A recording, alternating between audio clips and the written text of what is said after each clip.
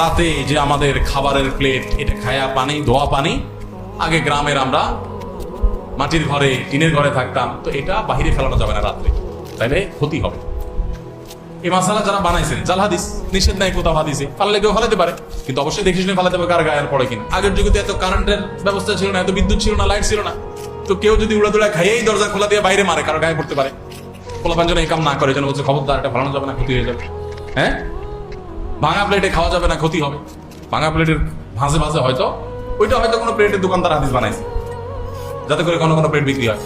দেখি যে আরেকটা মাসালা আছে না এরকম, যে কি যদি পড়ে কেউ বই খোলা রাখে, পোলাপান বই পড়ে খোলা রেখে চলে যায়, তাহলে কি হয়?